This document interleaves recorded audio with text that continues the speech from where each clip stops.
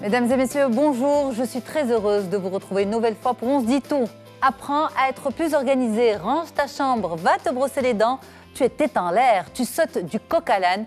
Autant d'injonctions et de critiques que nous donnons à nos enfants sans véritablement les mesurer, peser leurs conséquences et surtout sans leur avoir donné de mode d'emploi pour s'organiser. On en parle dans quelques instants avec deux spécialistes. Et ensuite, l'interview santé sera consacrée à l'endométriose avec le gynécologue Amine Bititi. Restez avec nous pour les détails.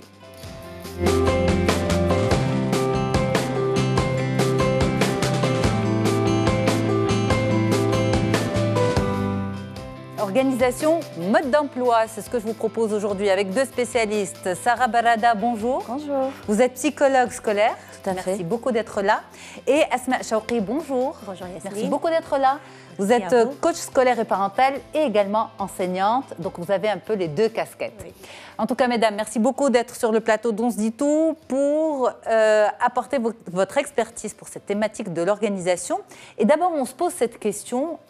Est-ce que c'est inné ou acquis? Est-ce qu'un enfant naît avec des compétences pour l'organisation? On va dire, il y a des enfants qui naissent plus organisés que d'autres.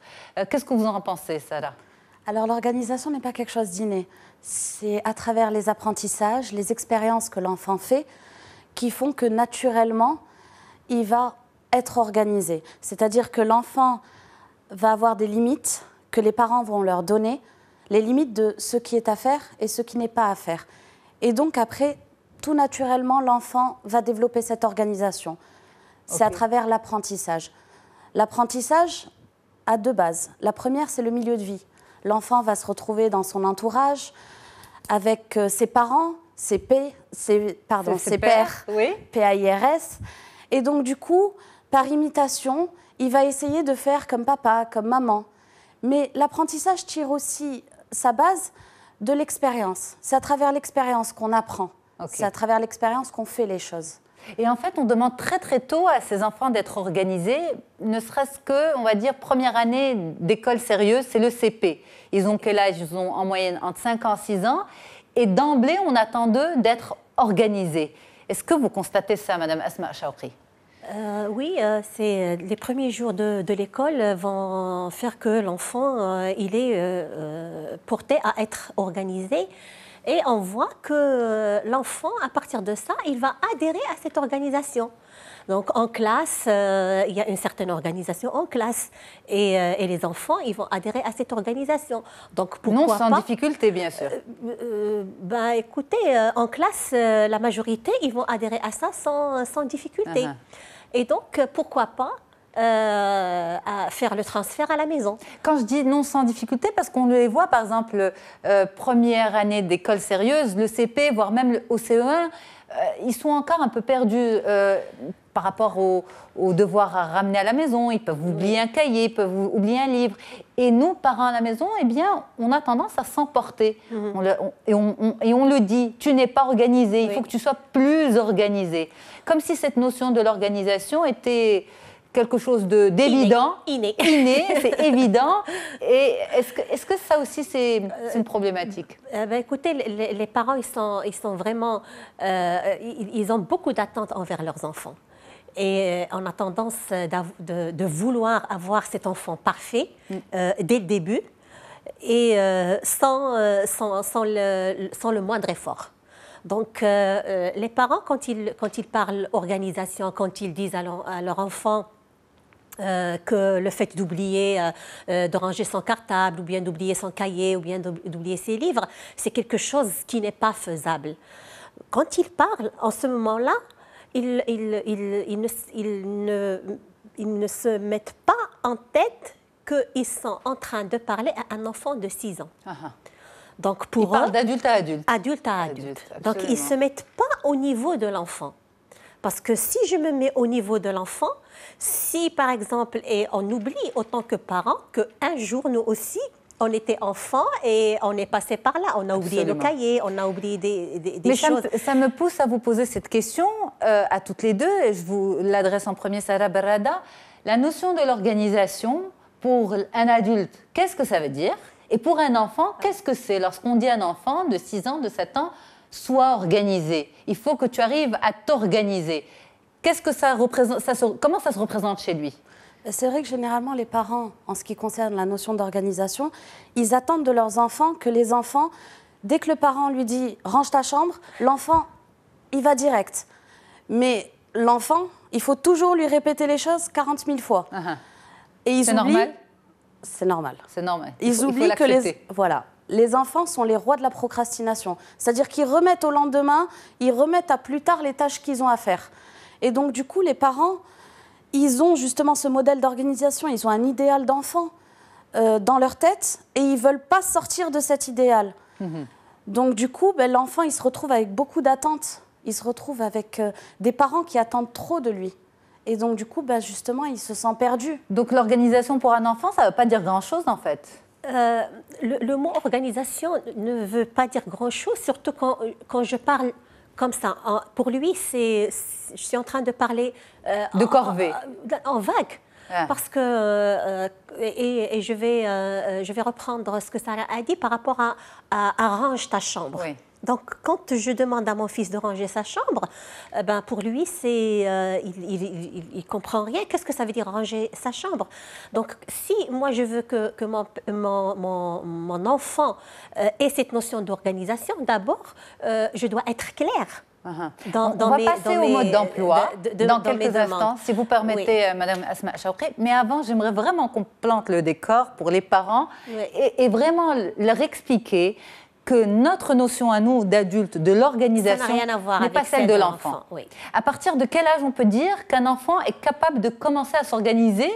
Allez, vraiment une question assez tordue, à l'image de l'adulte, comme un adulte le voudrait. Ça serait vers quel âge? Parce que les parents doivent se dire, OK, mais à partir de quel âge je peux compter sur lui? Moi, je pense que c'est à partir du moment où il rentre au collège.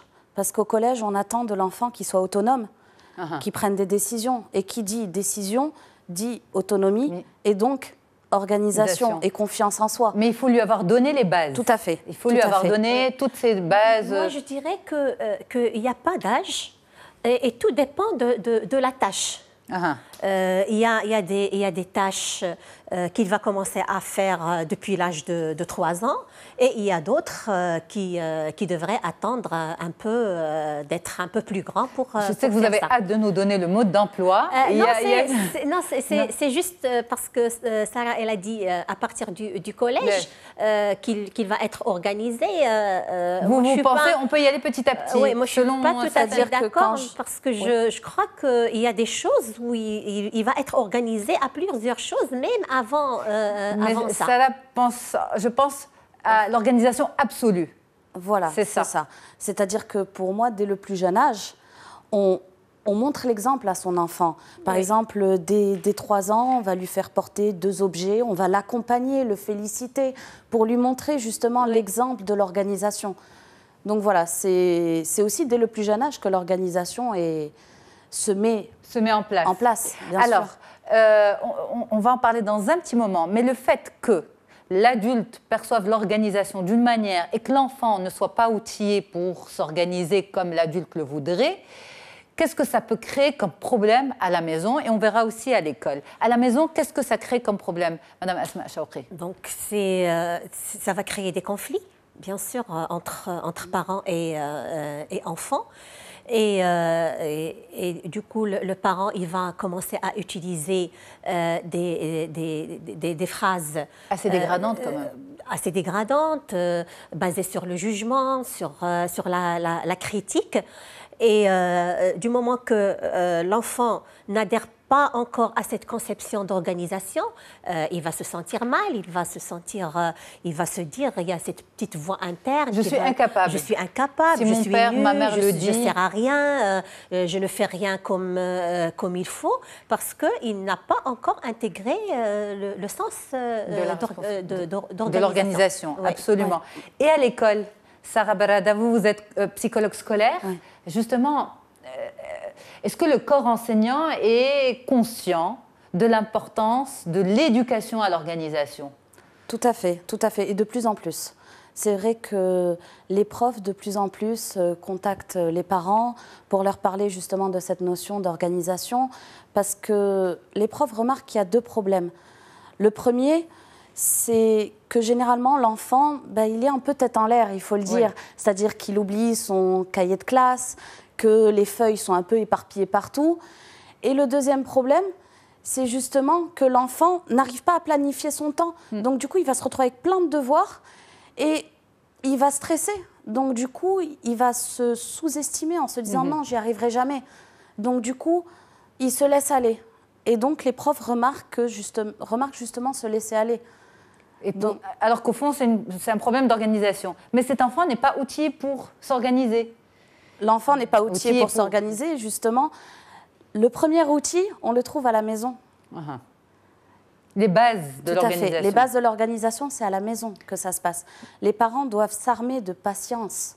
C'est-à-dire qu'ils doivent prendre le temps d'expliquer à l'enfant et surtout, dès le plus jeune âge, lui donner le choix. Eh bien, on va y aller justement, petit à petit. À partir de quel âge on commence à poser ces bases de l'organisation, quand vous dites très petit? Moi, c'est à partir de 3 ans. 3 ans. Moi, c'est à partir de 3 ans où l'enfant, justement, 3 ans, c'est l'âge du préscolaire, c'est l'âge de la découverte. L'enfant, il découvre son entourage, il commence à vouloir poser des questions. C'est là où le langage est en pleine maturation. Donc, du coup, le parent, le matin, il dit à son enfant, « Bon alors, quel pantalon tu veux, le bleu ou le marron ?» Et c'est à partir de ces petites questions où l'enfant va se dire, mais j'ai le pouvoir de décider. Je peux décider. Je peux vous dire qu'il y a beaucoup de parents qui luttent contre le choix des vêtements le matin des enfants.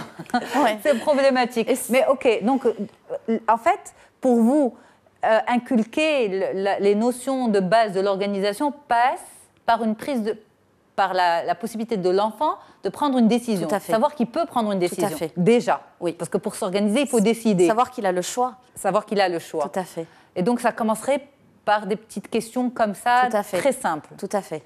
OK. Vous êtes d'accord, Asma Chaoukri? Oui, et après, le faire participer dès son très jeune âge à organiser avec nous des choses.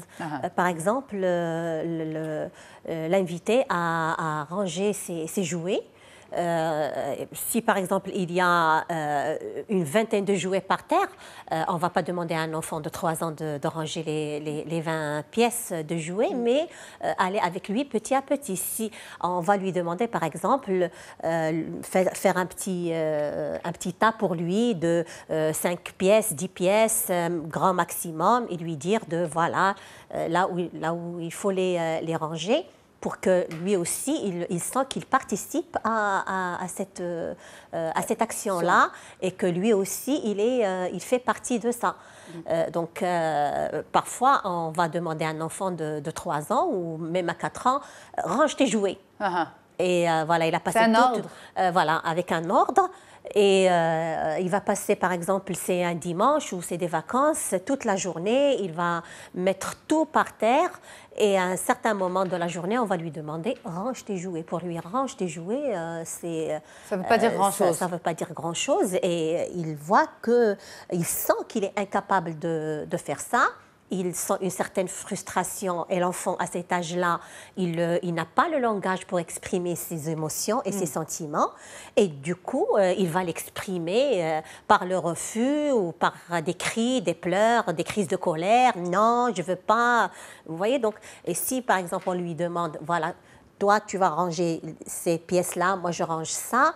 Donc, à ce moment-là, et voilà comment on fait. Voilà, on lui donne un mode d'emploi. Un mode d'emploi et je l'accompagne en ça au début. Et ça, c'est aujourd'hui, les parents, avec le travail, avec le stress de la vie, ils n'ont pas cette patience d'accompagner leurs enfants dans ce genre d'apprentissage. C'est vrai. Ils le font avec des ordres. Range ta chambre, mais va te brosser les dents, va te laver les mains. Et au début, quand même, on a besoin de les accompagner. Parce qu'ils sont en période d'apprentissage. Et comme a dit Sarah, on a besoin de beaucoup de patience pour faire ça. Beaucoup de patience pour le faire. Ouais. Donc ça, vous l'avez dit très tôt, on peut commencer soit par les jouets, soit par leurs vêtements, et vous l'avez dit en âge de préscolaire, vers 3 ans, 4 ans. Ça veut dire quoi? Ça veut dire à l'entrée au CP, un enfant devrait avoir quelle capacité d'organisation? il devrait être capable de s'organiser comment? Il devrait être capable de pouvoir déjà commencer à faire des choix, ne serait-ce qu'à l'école où on les voit, les enfants. Entre eux, dans la classe, il y a des petits clans qui se forment. Les enfants vont avoir des préférences pour un enfant ou un autre. Donc déjà, c'est qu'il a justement ce pouvoir de décision. Il se dit, bon, si je peux choisir mes amis, je peux m'amuser à choisir mes vêtements. Donc justement, il a cette liberté de choix. Et c'est ça qui est important. Parce qu'en fait, l'idée, c'est pas d'en faire du jour au lendemain un élève capable de s'organiser ou un enfant à la maison capable de s'organiser, mais ça va par palier. Par étapes. Par étapes, oui, absolument. Étape. Et juste le fait, par exemple, en CP, c'est quand notre enfant il est en CP, le parent il a l'impression que ça y est, c'est un enfant qui va à l'école. Qui est supposé être... oui, et au retour de l'école, il est supposé savoir où mettre ses cahiers, et le lendemain pour partir à l'école, il est supposé connaître où il est le livre, quel livre il va utiliser son cahier de texte ou son agenda. Donc, ces choses-là, au début, l'enfant, il a besoin d'un accompagnement. Okay. Et les parents, ils ont besoin de beaucoup de patience pour faire ça. Ça veut dire que la première année de CP, ça se passe à l'école, mais ça se passe aussi à la maison. Ça veut dire il faut être derrière lui et lui dire « ramasse tes affaires ». Mais là aussi, c'est lourd pour les parents et pour les enfants. Comment, justement, comment on s'y prend? Au fait, quand je dis l'accompagner, ce n'est pas faire à sa place. En même temps, ne pas lui donner des ordres, mais faire avec lui. D'accord. On va faire ensemble. OK. On va faire ensemble. On va ranger le cartable ensemble. OK. Et là, je suis là, pas dans l'idée que je suis derrière lui pour le surveiller, mais je suis là pour l'accompagner, pour l'encourager, pour le féliciter, pour qu'il ait plus confiance en lui, pour qu'il se sente plus responsable, qu'il se sente important. Donc, au lieu de lui dire « va ranger ton cartable », on pourrait lui dire « allez, on y va, on range le cartable ». Alors, par quoi tu veux commencer? OK. De quoi as-tu besoin demain? Bien sûr, au CP, ça m'étonne qu'il ait un agenda où ils écrivent. Donc, parfois, c'est la maîtresse qui écrit pour les enfants du CP. Et donc, je peux lire pour lui s'il n'a pas encore... appris à bien lire. Voilà, appris à bien lire. Voilà, donc demain, tu auras besoin de ton livre de lecture. Il est où ton livre de lecture? Voilà. Ramène-le, mets-le dans... Donc, je l'accompagne. Je l'accompagne. Je fais rien à sa place, mais je suis avec lui. Donc, ça ne veut pas dire que je vais passer toute l'année à faire ça avec lui, mais ça dépend de la nature de l'enfant. Il y a des enfants qui vont apprendre vite. On va faire ça avec eux une à deux fois, une semaine à 2 semaines, et ils vont apprendre à être autonomes dans ce sens-là. Mais il y a d'autres enfants qui ont besoin d'être plus accompagnés. Plus accompagnés. Après, il y a parfois des états d'âme. Justement, on en parle fatigué, avec... voilà, et donc... ça peut être parfois un peu plus poussé. Ouais. Mais justement, comme j'ai dit tout à l'heure, l'enfant marche beaucoup par imitation. Et ça commence par l'imitation des parents. Donc du coup, au lieu de lui dire « range ta chambre », c'est « viens, je vais te montrer comment on fait ». Et après, essaye de le faire tout seul.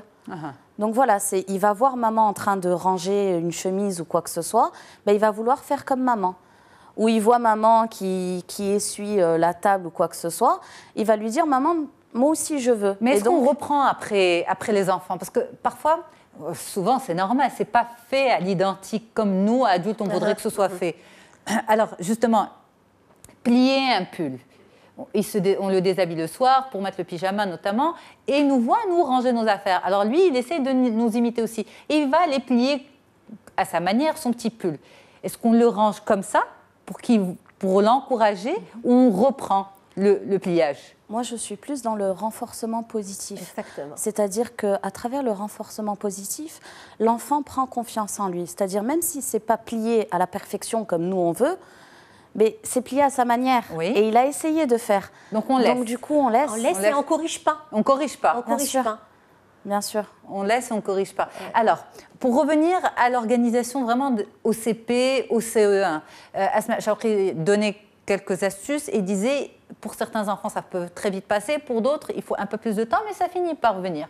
Est-ce que, vous, en tant que psychologue scolaire, vous constatez qu'il peut y avoir un mal-être chez certains enfants par rapport à cette notion d'organisation? Oui, oui, oui. Il y a des enfants qui sont totalement stressés par ça. Parce que, justement, comme j'ai dit tout à l'heure, il y a le milieu de vie qui joue. Donc, quand ils rentrent à la maison et qu'ils sentent le stress des parents, que les parents n'arrêtent pas d'être sur son dos, fais ça, range ça, range ça, mais après, quand ils voient les autres élèves qui sont plus sereins, qui ont justement ce sens de l'organisation, ils se demandent ce qui se passe, pourquoi il n'est pas comme eux. Donc, et ça peut se dégrader comment pour lui, pour cet enfant? C'est un enfant qui stresse? Ça peut être un enfant qui stresse, ça peut être un enfant qui est très agité, qui n'écoute pas en classe, ça peut être un enfant au contraire ça peut aussi aller sur une phobie scolaire même. Carrément. Voilà, l'enfant a peur. Ok. Donc il faut faire très attention par rapport à cette notion d'organisation, à ces ordres qu'on peut donner à nos enfants, à ces injonctions qui peuvent véritablement les perturber. Ça, c'est dans les toutes petites classes. Ensuite, les choses évoluent. les choses évoluent.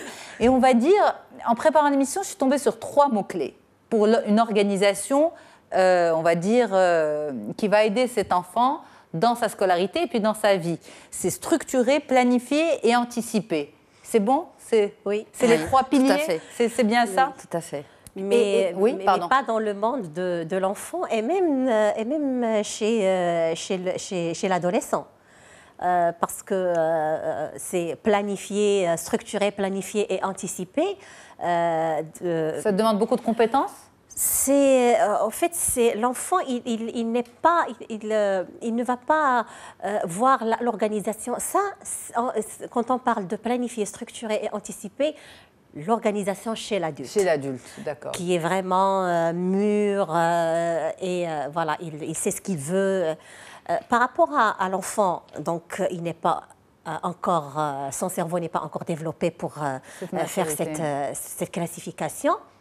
L'adolescent, il est plus dans le plaisir et oui.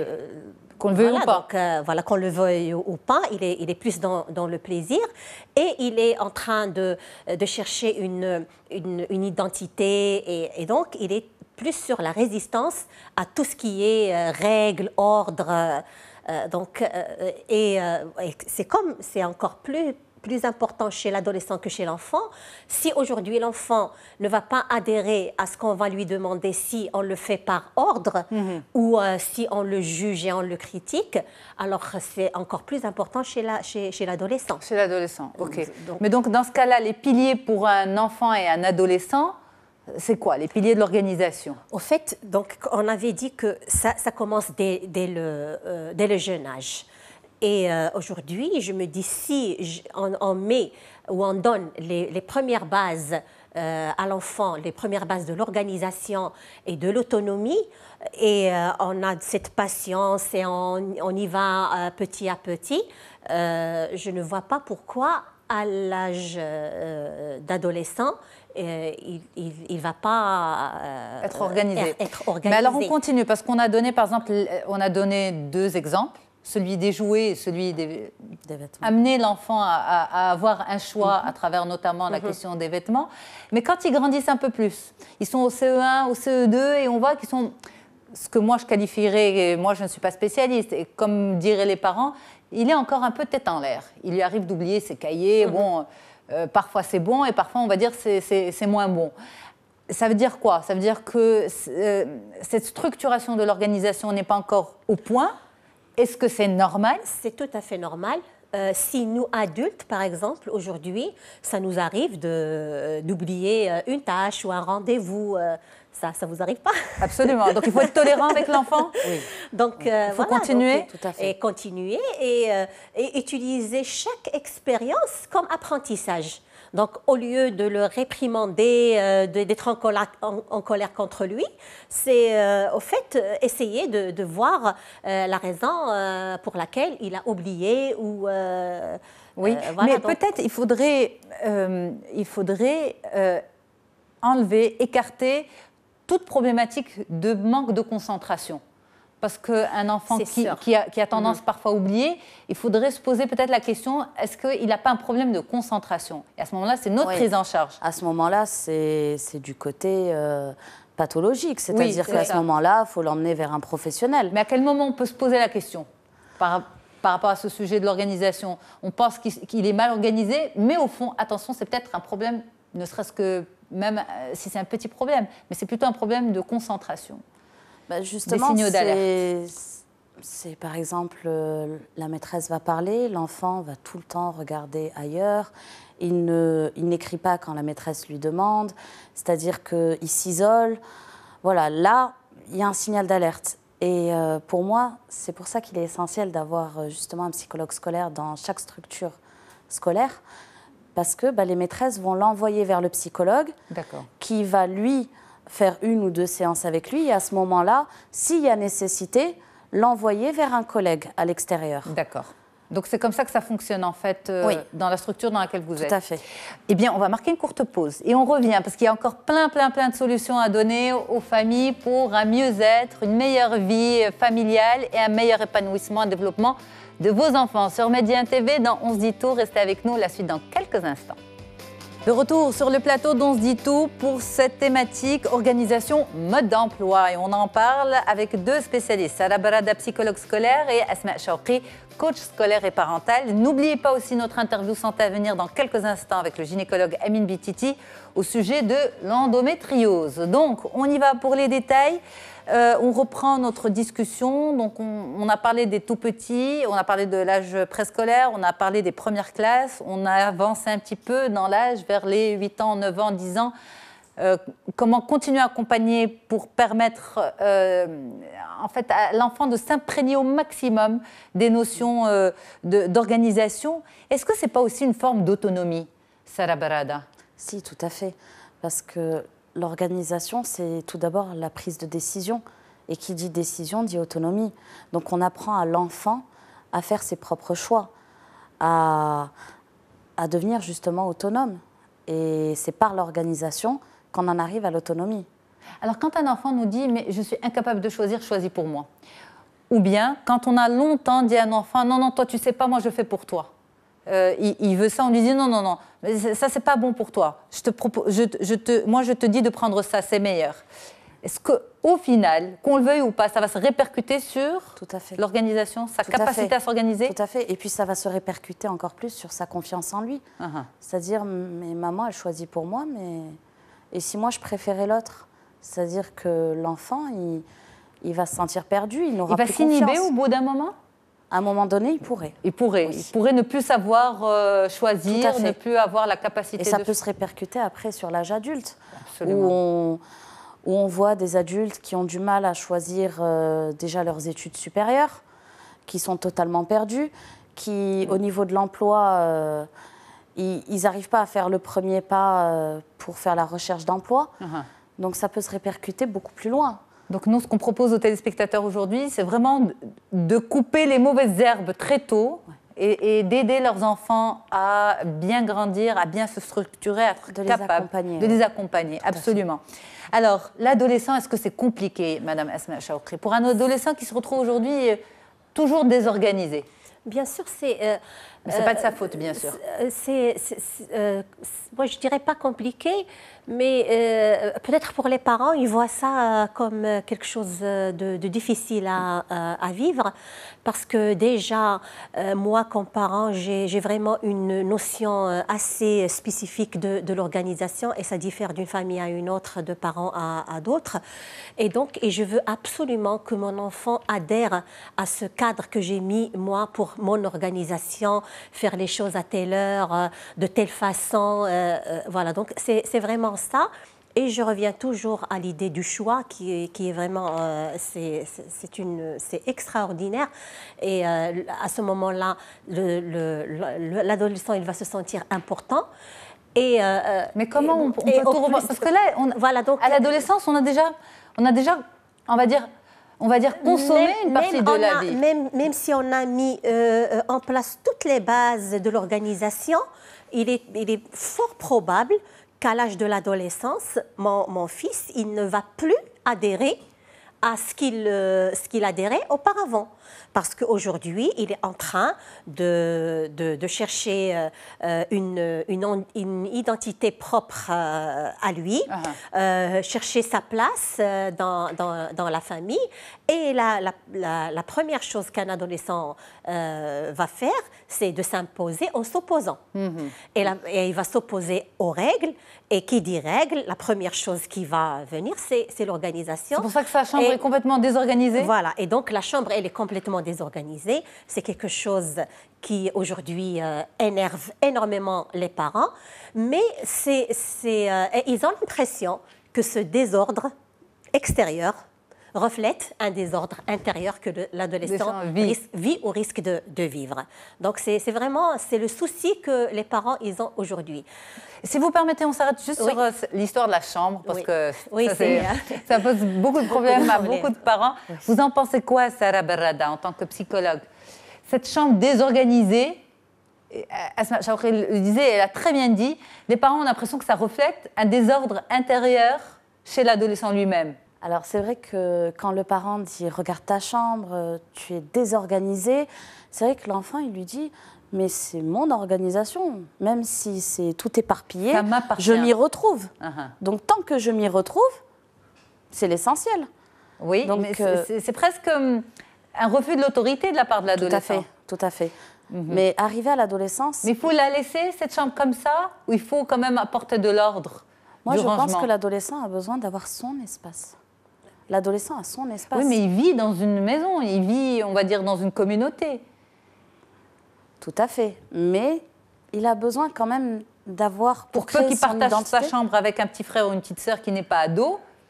À ce moment-là, s'il partage sa chambre, c'est autre chose. C'est, voilà, les parents vont lui dire, écoute, s'il te plaît, voilà, tu vis quand même avec ton petit frère ou ta petite sœur, essayez d'avoir vos règles communes. Absolument. N'empiète pas sur la liberté de ton petit frère ou de ta petite sœur. Ok. Donc ça, on ferme la parenthèse de la chambre. Vous voulez rajouter quelque chose par rapport? Non, mais c'est juste, je veux juste rebondir sur ce que Sarah a dit. C'est vrai que c'est son monde. Après, il y a différence entre une chambre qui n'est pas organisée. Une chambre sale. Voilà. Ah oui, c'est vrai. Voilà, donc, tolérer le désordre, oui, mais tolérer la... Ça, c'est la maman d'ado qui parle. Donc, la propreté. Donc, il est important de mettre des limites. Bien sûr. Voilà, ça, c'est ton monde.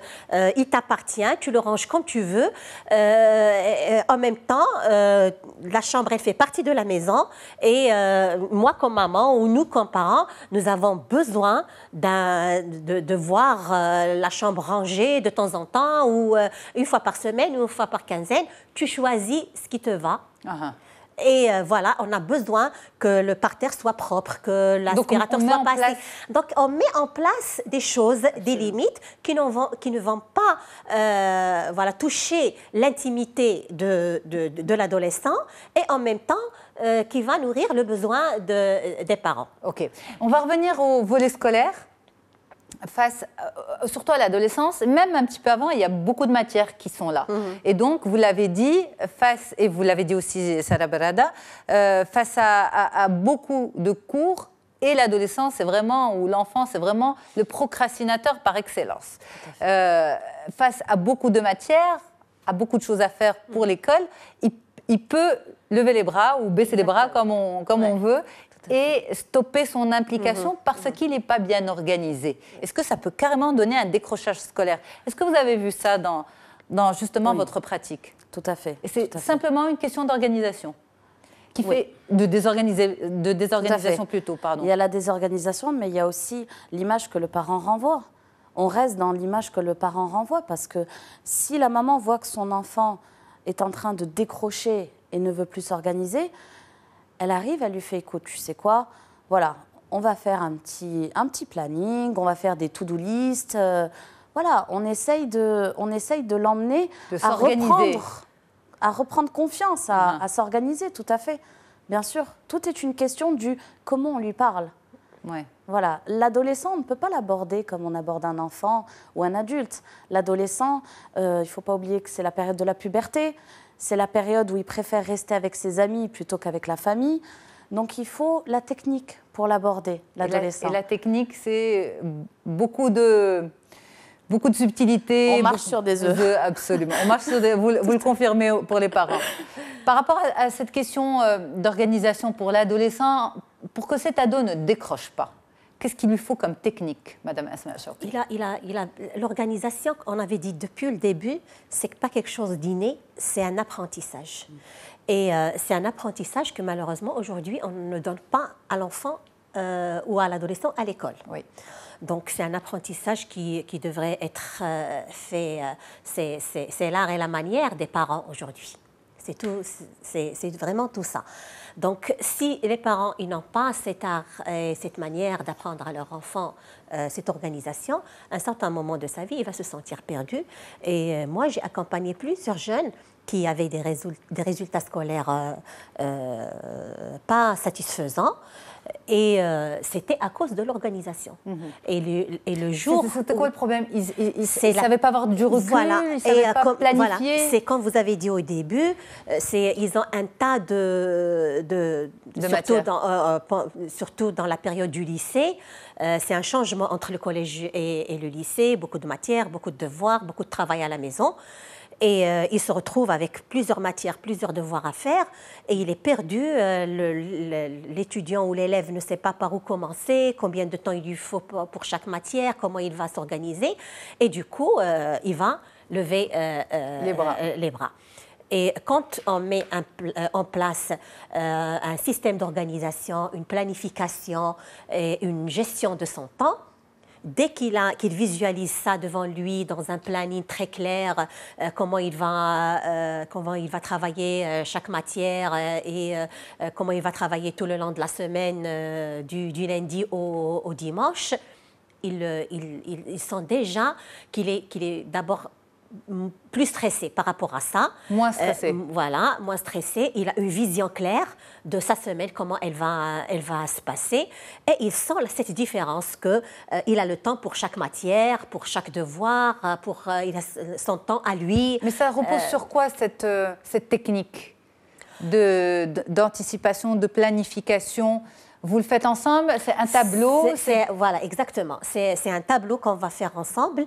Et dans lequel vous lui laissez quand même le choix, un choix de décision. C'est sûr, c'est un choix de décision. Déjà, le fait qu'il va choisir ses plages horaires, quand est-ce qu'il va travailler, quand est-ce qu'il va se reposer, quand est-ce qu'il va utiliser son téléphone, quand est-ce qu'il va voir ses amis. Déjà, les parents ne vont pas comprendre justement parce que vous dites on va lui laisser le choix de la gestion de son temps. Voilà, donc, et les parents en général vous disent ah mais moi si je ne suis pas derrière lui, mais jamais il ne ferait ses devoirs, mais jamais il ne s'organiserait. Parce que les parents ont tendance à, pour eux, l'enfant ou l'adolescent égale travail à l'école. Donc mon fils élève, c'est la profession. Oui. C'est l'étiquette. C'est l'étiquette. Et dans sa vie, c'est ça ce qu'il doit faire de ses journées et de ses semaines. Alors que c'est vrai que c'est une partie très importante, l'école, dans la vie d'un élève. En même temps, il reste une personne. Bien sûr. C'est un être humain qui a besoin de se distraire, qui a besoin de sortir, qui a besoin de... Ça, c'est la coach ou la prof qui dit ça? Les deux. Les deux. Il ne faut pas l'oublier. Voilà, donc, et quand on établit un planning avec l'adolescent, et on lui donne le choix de choisir ses horaires et de les mettre sur son planning, déjà, il y a une responsabilisation. Donc, tu as fait le choix, et quand on fait un choix, on l'assume. OK, et ça marche? Et ça marche, et ça donne de très bons résultats. Et puis, la petite technique, si vous vous rappelez bien, des post-it. Oui. Comme ça, on n'écrit pas sur le planning, on met juste des post-it. Comme ça, on sent qu'on a cette possibilité de changer les tâches. C'est-à-dire que l'adolescent, il ne va pas se sentir enchaîné. Quand vous dites post-it, c'est-à-dire vous avez un planning des journées, des tranches horaires, et puis vous mettez des post-it par rapport aux tâches que vous avez faire. Voilà. Et vous pouvez vous organiser en les permettant selon... Avec l'objectif, c'est qu'à la fin de la journée... Ce soit fait. Que ce soit fait, parfois même à la fin de la semaine, si ce n'est pas urgent. Eh bien, merci beaucoup, mesdames, pour toutes ces explications et pour cette expertise pour les téléspectateurs grands et plus jeunes par rapport à cette organisation mode d'emploi à revoir sans modération sur notre site mediantv.com. Je reste avec vous pour l'interview santé. À tout de suite.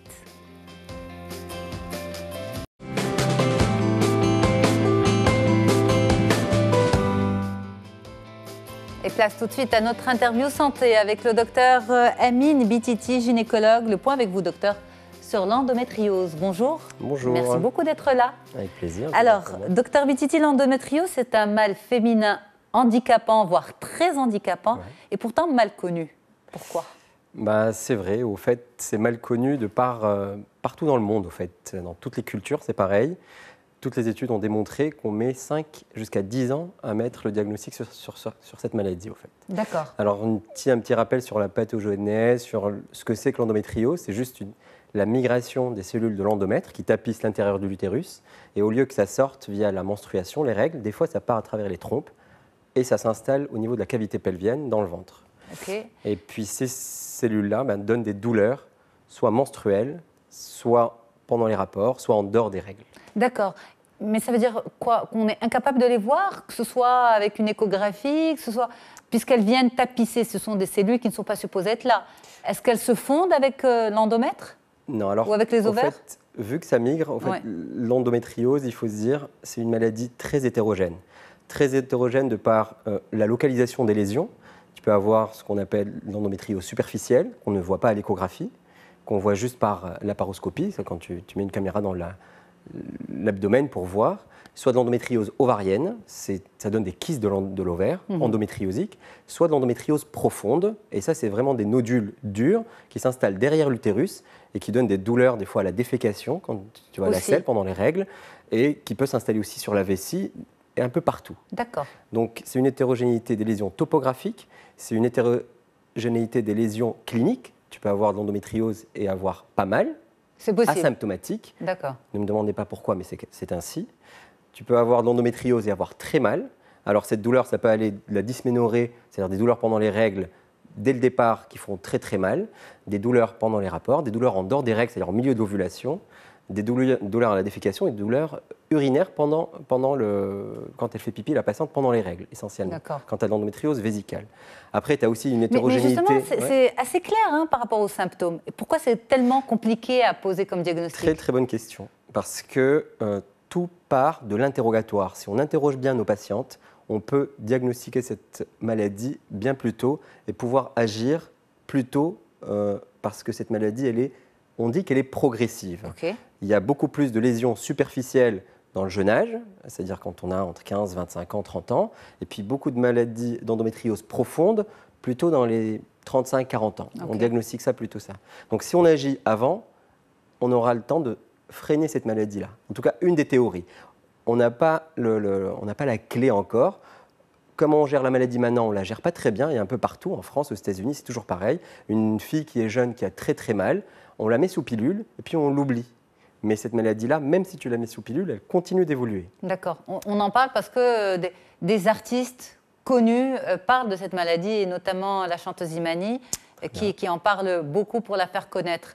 Alors, quand vous dites, l'idée, c'est d'avoir un interrogatoire précis avec la patiente. Exactement. Si aujourd'hui, la maladie n'est pas encore bien connue, bien prise en charge, c'est un peu à cause de vous, les médecins, dans ce cas-là ? C'est à cause de nous. Vous ne prenez peut-être pas trop le temps de poser la question. Je ne parle pas de vous, bien sûr. Au fait, non, si je dois suivre un peu votre raisonnement. Le raisonnement, c'est l'interrogatoire, effectivement, il est très simple. Mais qu'est-ce Et puis les gens, en fait, on n'en parle pas trop parce que dans l'arrière-pensée des gens, avoir mal pendant les règles, c'est normal. Voilà. Alors, oui, c'est normal le premier jour, le deuxième jour. C'est pas normal d'avoir mal pendant 4, 5 jours, voire 6 jours. C'est pas normal de ne pas aller à l'école. C'est pas normal de l'absentéisme scolaire, de ne pas aller au travail. C'est pas normal quand tu as de l'endométriose dans la famille et de ne pas le demander parce qu'il y a des facteurs génétiques, il y a des facteurs environnementaux, il y a des facteurs comme ça de douleurs qui arrivent très précocement pendant les règles. Il faut qu'il y ait un signal d'alarme et se dire voilà, madame, vous avez mal depuis quand ? Et puis, c'est très important. Et suivre ces patientes, soit par le biais d'imagerie, parce qu'il faut être dans un centre référent. Ce n'est pas tout le monde en imagerie, parce que l'échographie, on en fait tous. c'est très simple pour diagnostiquer les kystes, mais l'endométriose superficielle et profonde, c'est un peu plus complexe. D'accord. L'examen clinique, il est très important parce que ces patientes-là, vous imaginez bien qu'à la puberté, tu ne peux pas leur faire un toucher vaginal parce qu'elles sont encore, c'est pas possible. Donc l'examen clinique, il n'est pas il ne renseigne pas beaucoup. Et puis l'interrogatoire, il nous renseigne ces patientes-là, puis après elles disparaissent. Il y a aussi, c'est normal, tu prends des antalgiques, oui. tu la mets sous pilule, ça se calme. On n'a pas encore, on ne sait pas comment freiner cette maladie-là. On l'a appelée quand même un cancer bénin parce que c'est pas un cancer, mais c'est une diffusion, c'est une dissémination des cellules qui peuvent aller dans le poumon, dans les intestins, dans l'urtère. Ça peut boucher un urtère, finir par une néphrectomie. C'est très rare, mais ça arrive. D'accord. Ça ne peut pas se transformer en cancer. Non. Non, les kystes endométriosiques, dans 2 à 3% des cas, à partir de l'âge de 45 ans, il faut s'en méfier, il faut bien les suivre. Alors, mais c'est très très rare, hein, il faut pas garder ce message-là. Bien sûr. Vous l'avez dit, ce n'est pas normal de ne pas poser la question lorsqu'il y a une endométriose dans la famille. Si, par exemple, il y a une endométriose dans la famille, et est-ce que ça se déclare ensuite dès la puberté, dès l'apparition des premières règles, et à ce moment-là, il faut suspecter peut-être une endométriose ? Au fait, ça doit faire partie de l'anamnèse, de l'interrogatoire au départ avec la patiente. Donc tu lui dis, madame, est-ce que vous avez mal pendant les règles ?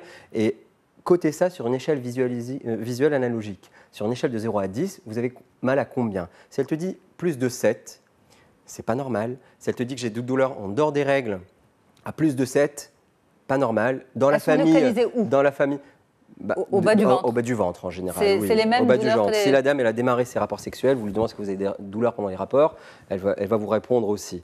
Ça, c'est l'interrogatoire. Après, dans la famille, est-ce que vous partez à l'école ? Est-ce qu'il y a eu des fois où vous êtes absenté ? Est-ce que ça vous arrive de poser des arrêts de travail pour ne pas aller à l'école ?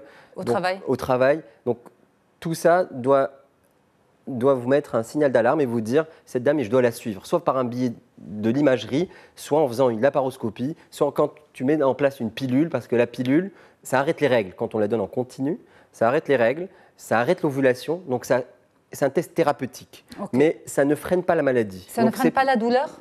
Ça freine la douleur, parce que c'est les règles, c'est les saignements qui donnent la douleur, c'est une inflammation. L'endométriose, je ne l'ai pas dit, c'est une maladie inflammatoire du péritoine. Le péritoine, c'est la membrane qui tapisse les viscères. Donc, c'est une maladie inflammatoire chronique, très hétérogène et très... Quand vous dites très hétérogène, c'est-à-dire ? Je vous ai dit, il y a la superficielle, profonde, ovarienne, superficielle de par la symptomatologie, asymptomatique, douloureuse ou infertile. Mais donc, elle n'apparaît qu'à la puberté ? C'est-à-dire une femme dans 2 tiers des cas, ça apparaît à la puberté. Donc, une femme peut faire de l'endométriose bien après la puberté ? Exactement. Dans 2 tiers des cas, alors rendez-vous bien compte, ça commence dans 2 tiers des cas tôt, mais on la diagnostique tard. Donc ça veut dire qu'il faut qu'on travaille en amont sur le dépistage. Voilà, c'est le dépistage par l'interrogatoire, par une échographie qui ne coûte rien et par une bonne prise en charge. Est-ce qu'il y a des pistes, on va dire, plus avancées, plus structurées, bien plus scientifiques pour cette maladie ? Est-ce que le corps médical s'en charge de cette maladie ? Oui, de plus en plus. Comme vous l'avez dit, l'association Endomind, avec qui on a réalisé à l'hôpital Cheikh Khalifa des séances de sensibilisation du grand public concernant la qualité de vie des patientes avec ces douleurs pelviennes chroniques, la qualité de vie des patientes qui ont le volet infertile, parce que 25 à 50% des femmes infertiles ont de l'endométriose. Il faut se dire ça. Donc, comme c'est une maladie inflammatoire, la rencontre des gamètes entre le spermatozoïde et l'ovule ne se fait pas dans un milieu adéquat. Donc, la rencontre ne se fait pas bien. C'est pour ça que l'assistance médicale à la procréation marche bien chez ces patientes-là.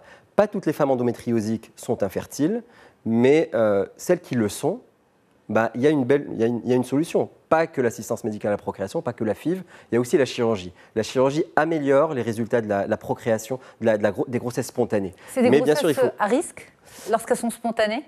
Ou c'est une grossesse qui peut bien se vivre ? C'est en cours d'étude. On dit que les patientes qui ont l'endométriose font un peu plus de fausses couches, font un peu plus de retard de croissance, mais pas d'une manière très significative en tout cas. Mais il y a une corrélation entre l'endométriose et les complications obstétricales. D'accord.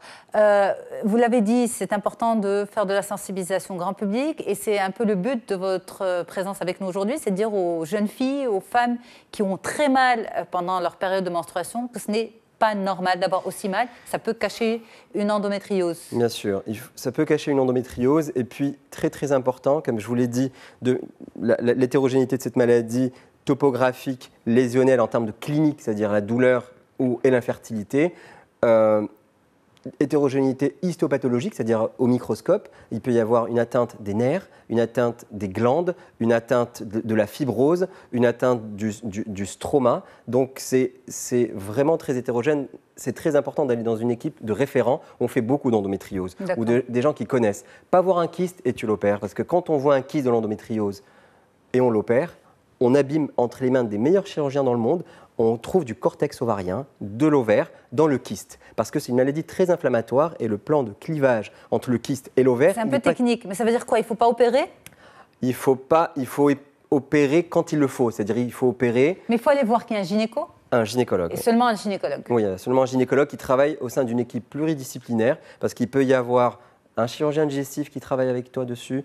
Quand il y a de la teinture utérale, un urologue qui travaille aussi sur l'endométriose. Il doit y avoir des gynécologues médicaux avec qui on travaille, et puis des fertologues, des gens qui font de la fertilité. Donc c'est une prise en charge globale. D'accord. Pas juste un kyste, je l'opère. Il faut avoir une vision bien plus large. La prise en charge de la douleur aussi, parce que le volet handicapant avant tout de cette maladie, c'est la douleur, et une douleur handicapante. Elle se fait comment, cette gestion de la douleur? C'est au départ, si la patiente n'a aucune contre-indication à prendre une pilule œstroprogestative, une pilule habituelle, où on la donne en continu, sans arrêt, avec des arrêts tous les 4-5 mois. Si ça marche, on garde la pilule. Et si elle veut tomber enceinte? Là, on l'arrête, bien évidemment. Et puis, à ce moment-là, c'est la balance bénéfice-risque. Est-ce que vous arrivez à avoir une vie normale ou pas? Si la dame vous dit « j'ai mal, avec un anti-inflammatoire, un antalgique, ça me calme les douleurs, je peux », à ce moment-là, oui, vous la laissez tomber enceinte. Et pendant la grossesse, elle a mal? Elle peut avoir des crises? Ou la grossesse la grossesse calme un peu l'endométriose. Donc elle peut prendre des antalgiques pendant la grossesse, parce que pendant la grossesse, vous pouvez avoir des douleurs pelviennes, et puis prendre les mêmes antalgiques qu'on donne pour l'endométriose. Pas les mêmes, mais... avec un bon suivi, bien sûr. Avec un bon suivi, bien sûr. En tout cas, merci pour toutes ces explications. Dr Amine Bititi, vous êtes gynécologue et on peut bien sûr retrouver cette interview sur notre site médium.com. Quant à moi, je vous remercie pour votre fidélité. Un grand merci à toute l'équipe, à Tanger et à Rabat pour la diffusion et la réalisation de cette émission. Et à très vite. Au revoir.